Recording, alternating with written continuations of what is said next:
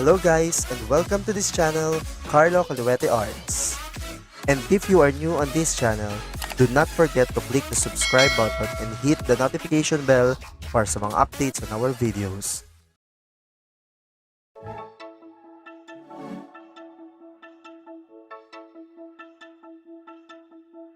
Sa video natin today, I decided to share to you this DIY numbered painting na nabili ko sa Shopee.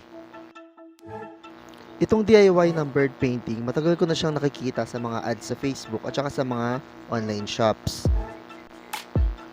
So I decided to get one para itry.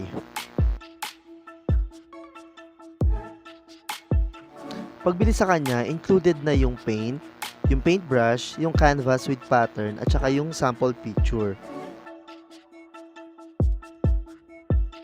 Basically, para rin siyang cross-stitch, wherein yung canvas natin meron siyang numbers. Bawat number naman may corresponding color. Tapos yung paint nakalagay siya sa mga maliliit na tubes. Initially, kapag nakita nyo yung size ng canvas, medyo nakaka-intimidate kasi isipin mo hindi magkakasya yung paint. Pero actually, marami pa nga siyang sobrang paint. Honestly, nakaka-relax siya at saka nakaka-addict din siyang gawin at the same time. At saka kakain talaga siya ng oras kapag ginawa mo siya.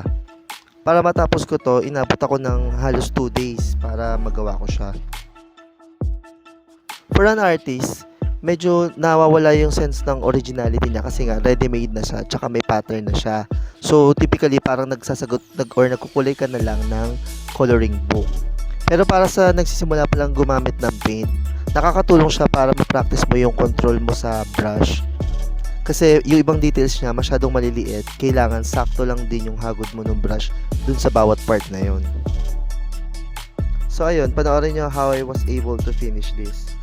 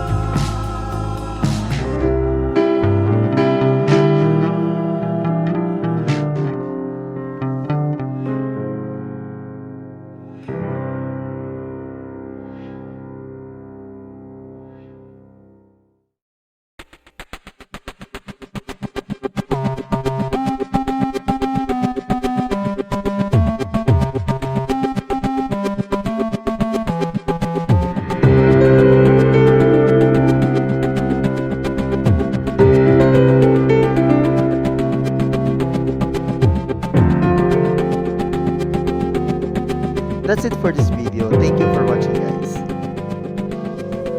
And if you are new on this channel, do not forget to click the subscribe button and hit the notification bell para sa mga updates on our videos.